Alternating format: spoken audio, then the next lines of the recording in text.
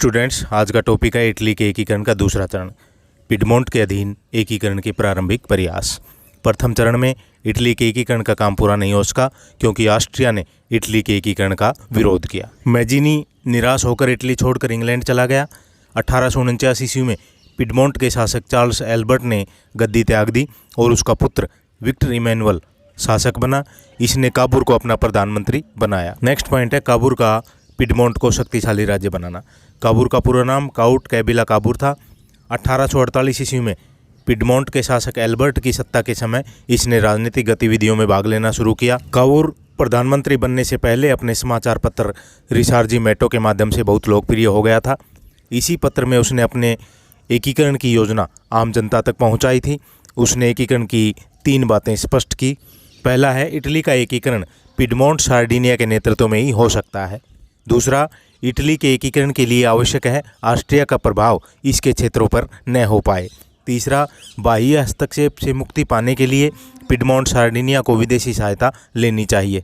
Piedmont के शासक Victor Emmanuel ने 1850 में काबुर को कृषि मंत्री, 51 में वित्त मंत्री और 5 नवंबर 1852 को काबुर को पिडमोंट का प्रधानमंत्री नियुक्त किया। इसका प्रमुख उद्देश्य पिडमोंट को शक्तिशाली राज्य बनाना तथा इटली में ऑस्ट्रिया के प्रभाव को समाप्त करके देश का एकीकरण करना था। इसके लिए उसने गृह क्षेत्र में अनेक सुधार किए। काबुर का विश्वास था कि यदि इटली को एक करना है तो उसे युद्ध के लिए तैयार रहना पड़ेगा। इसलिए उसने पिडमोंट के सैनिक संगठन को शक्तिशाली बनाया, नए दुर्गों का निर्माण कराया, पुराने किलों की मरम्मत कराई, विशाल सेना की भर्ती की जिसमें 90,000 सैनिक थे।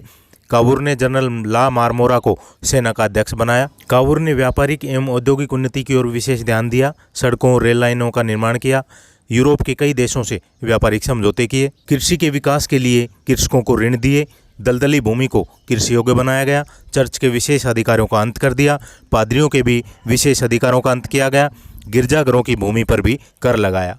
काबुर ने जल्दी ही पिडमोंट को एक समृद्ध और शक्तिशाली राज्य बना दिया। पिडमोंट की राजनीतिक तथा आर्थिक स्थिति में सुधार करके उसने इटली के अन्य राज्यों को पिडमोंट से मिलने के लिए प्रेरित किया। अब उसे विश्वास था कि पिडमोंट इटली के सभी राज्यों को अपनी ओर मिलाने में सफल हो जाएगा। नेक्स्ट है क्रीमिया का युद्ध। काबुर इटली के एकीकरण में आने वाली सभी बाधाओं से भली भांति परिचित था। उसने यह अनुभव कर लिया था कि विदेशी सहायता के बिना ऑस्ट्रिया को इटली में से नहीं निकाला जा सकता। इस उद्देश्य की पूर्ति के लिए काबुर ने यूरोप में मित्र देशों की खोज करनी शुरू कर दी।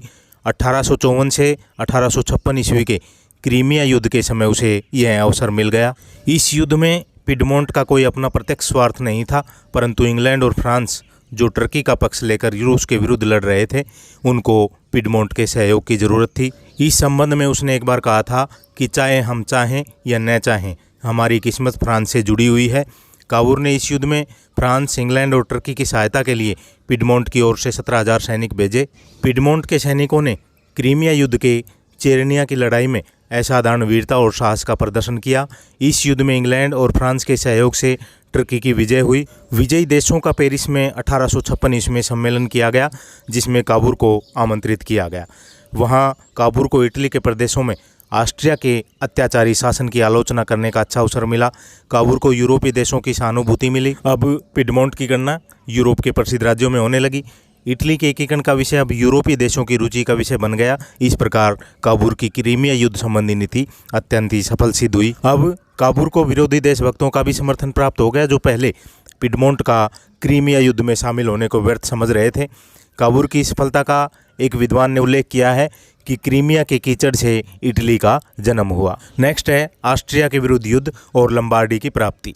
पेरिस सम्मेलन में नेपोलियन तृतीय, जो फ्रांस का सम्राट था, उसने इटली के प्रति सहानुभूति प्रकट की, जिस कारण काबुर को फ्रांस से ऑस्ट्रिया के विरुद्ध सहायता मिलने की आशा हो गई थी। 1858 ईस्वी के शुरू में इटली के देशभक्त आर्सनी ने नेपोलियन तृतीय की हत्या करने का असफल प्रयास किया। इस घटना ने भी नेपोलियन को इटली की स्वतंत्रता के लिए पिडमोंट की सहायता देने के लिए प्रेरित किया। 21-22 जुलाई 1858 को नेपोलियन तृतीय ने काबुर के साथ प्लोम्बियर्ज में भेंट की। उसने पिडमोंट को ऑस्ट्रिया के विरुद्ध युद्ध में फ्रांसीसी सहायता का विश्वास दिलाया। दिसंबर 1858 में पिडमोंट और फ्रांस के बीच एक गुप्त संधि हुई, जिसके अनुसार पिडमोंट को ऑस्ट्रिया के विरुद्ध युद्ध में 2 लाख की सैनिक सहायता देने का निर्णय किया। इसके बदले फ्रांस को पिडमोंट से नीस और सेवाई के प्रदेश प्राप्त होने थे और पिडमोंट के शासक की 15 वर्षीय पुत्री की शादी नेपोलियन तृतीय के 37 वर्षीय भाई प्रिंस जेरोम से होनी थी, जो 30 जनवरी 1859 को संपूर्ण हुई। फ्रांसीसी सहायता प्राप्त करने के बाद कावूर ने ऑस्ट्रियन सीमा पर सेना एकत्र करनी आरंभ कर दी। इससे उत्तेजित होकर ऑस्ट्रिया ने 19 अप्रैल 1859 को पिडमोंट के विरुद्ध युद्ध की घोषणा कर दी, जिसमें 3 मई को फ्रांस भी शामिल हो गया। फ्रांस और पिडमोंट की संयुक्त सेनाओं ने ऑस्ट्रिया को मोंटेवेलो, पोलेस्ट्रो, मेजेंटा और साल्फेरेनो के युद्धों में परास्त किया। ऐसा प्रतीत होने लगा कि पिडमोंट की सेनाएं ऑस्ट्रिया के अधीन इटली के समस्त प्रदेशों पर अधिकार स्थापित कर लेगी, परंतु नेपोलियन तृतीय ने इटली के देशभक्तों का यह सपना साकार नहीं होने दिया। वह 11 जुलाई को अचानक ऑस्ट्रिया सम्राट से मिला और उसने पिडमोंट को पूछे बिना ही विला फ्रैंका में ऑस्ट्रिया से अस्थायी समझौता कर लिया। इस समझौते की शर्तों के अनुसार लंबार्डी का प्रदेश पिडमोंट को मिल गया और वेनेशिया का प्रदेश ऑस्ट्रिया के पास ही रहने दिया। मध्य इटली के प्रदेशों के शासकों को पुनः उनके प्रदेश सौंपने का निर्णय लिया गया, जो युद्ध के मध्य लोगों के विद्रोह के कारण शासन छोड़ गए थे। इन शर्तों को ज्यूरिख की संधि के अनुसार पक्का कर दिया गया। नेक्स्ट पॉइंट है मध्य इटली के राज्यों पर अधिकार। नेपोलियन तृतीय की पिडमोंट की अनुमति के बिना ही ऑस्ट्रिया के साथ अचानक संधि करने से कावूर क्रोधित हो गया। उसने पिडमोंट के शासक विक्टर इमैनुअल को पिडमोंट की तरफ से अकेले ही ऑस्ट्रिया के विरुद्ध युद्ध चालू रखने के लिए प्रेरित किया, परंतु विक्टर में ऐसा साहस नहीं था। इस कारण कावूर ने मंत्री पद से त्यागपत्र दे दिया। शीघ्र ही मध्य इटली की घटनाओं ने नया मोड़ लिया और कावूर को रोशनी की नई किरण दिखाई देने लगी। पिडमोंट की ऑस्ट्रिया के विरुद्ध विजय के फलस्वरूप मध्य इटली के प्रदेशों परमा, मोडेना, टस्कनी और रोमाग्ना के लोगों ने अपने निरंकुश शासकों के विरुद्ध विद्रोह कर दिया और पिडमोंट के साथ मिलने की इच्छा प्रकट की। कावूर ने पुनः प्रधानमंत्री का पद संभाला और मध्य इटली के प्रदेशों को पिडमोंट से मिलाने के प्रयत्न शुरू कर दिए। फ्रांस का सम्राट नेपोलियन तृतीय, जो केवल इटली की स्वतंत्रता का समर्थक था, न कि उसकी एकता का, कावूर की नीति का उसने विरोध किया, क्योंकि ज्यूरिख की संधि के अनुसार वह ऑस्ट्रिया से मिल गया था। कावूर ने अब फ्रांस के सम्राट नेपोलियन से पुनः मुलाकात की और नेपोलियन को नीस और सेवाय के प्रदेश देने का निर्णय किया। नीस और सेवाय कावूर द्वारा फ्रांस को दिए जाने पर उसकी नीति की कड़ी आलोचना की गई। गैरीबाल्डी ने इसका विरोध करते हुए कहा कि आपने मुझे मेरे जन्मभूमि पर ही विदेशी बना दिया है। नीस गैरीबाल्डी का जन्म स्थान था और सेवाय विक्टर इमैनुअल का वंश का स्रोत था। अब नेपोलियन ने कावूर को परमा, मोडेना, टस्कनी और रोमाग्ना के प्रदेश पिडमोंट में शामिल करने की स्वीकृति प्रदान कर दी। इन क्षेत्रों में जनमत संग्रह कराकर 1860 ईस्वी में इन्हें पिडमोंट में मिला लिया गया, जिसके परिणाम स्वरूप 2 अप्रैल 1860 को विक्टर इमैनुअल ने ट्यूरिन में एक विशाल संसद का उद्घाटन किया। पिडमोंट सार्डिनिया अब इटली का सबसे शक्तिशाली राज्य बन गया। अब वेनेशिया, पोप का राज्य, नेपल्स और सिसिली के प्रदेश इसमें शामिल होने शेष रह गए थे।